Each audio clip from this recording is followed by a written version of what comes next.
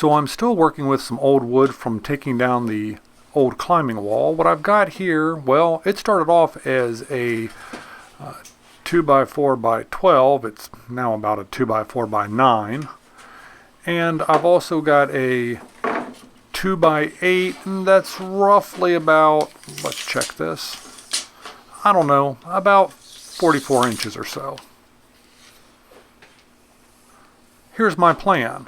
I'm going to go ahead and take the longer board here, and I'm going to cut this into 4 pieces.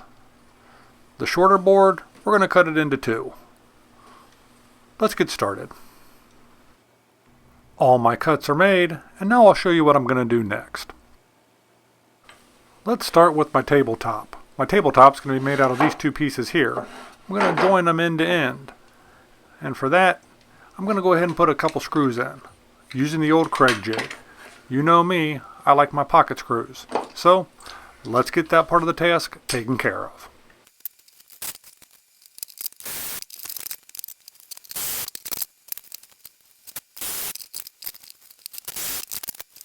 With all the holes drilled here, just did 4 of them, I'm going to go ahead and, again, join it end to end there, and I'll be using these 4 screws. Let's get that done. With the 2 boards joined together, our tabletop is essentially done. Nice and solid. There's the top. Looks real good. We'll go ahead and set this aside for now and work on the legs. Well, you know I hate to measure things, but it's a necessary evil here. I need to find the exact center of this board. Mark it right there. And then I'm going to go ahead and need to find the exact center going the opposite direction. We're going to go ahead and mark that right there. And go ahead and put some lines in there so I know exactly where this is going to be.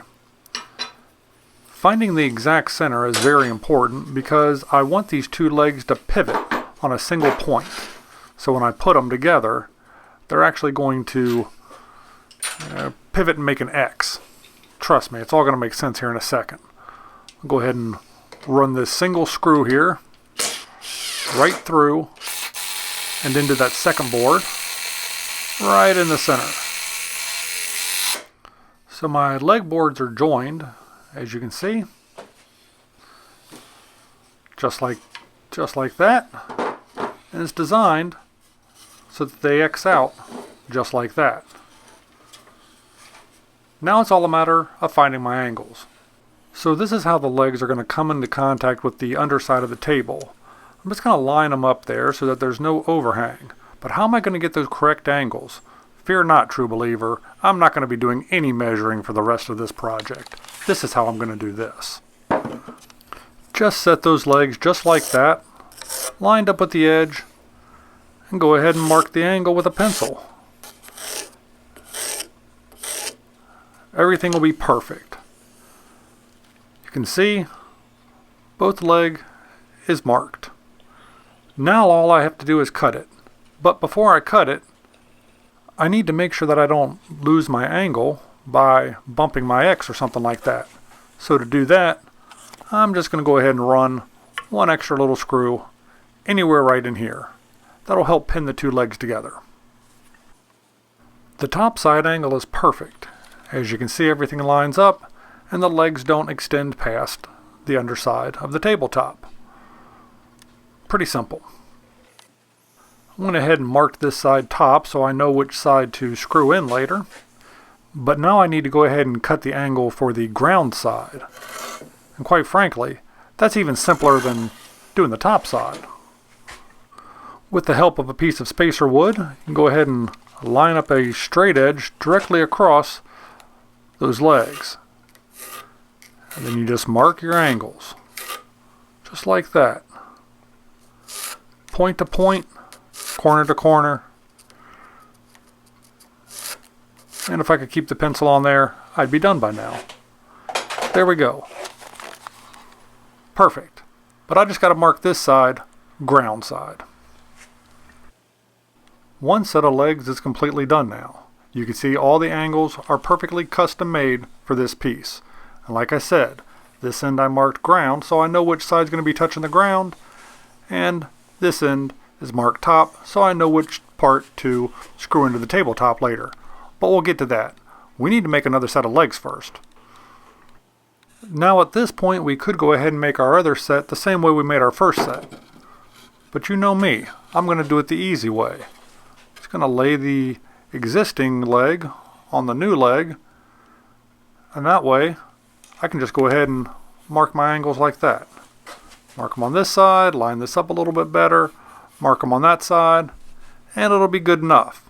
Again, I certainly hope you're not watching this video looking for professional construction advice. When all is said and done, we're going to end up with 2 sets of legs. I went ahead and marked the underside of the tabletop there with a 1-inch offset. And I'll just go ahead and line up my legs just like this.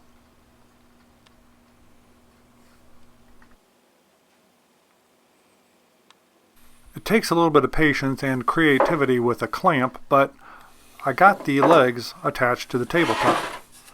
Now all I got to do is do the other side exactly the same way.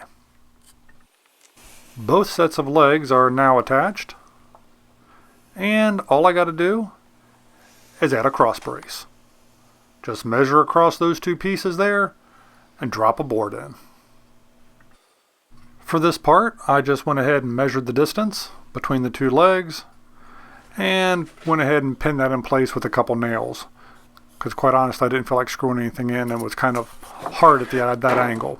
As you can see, flip this over here, and I just did the same thing on the other side. I think this is going to work.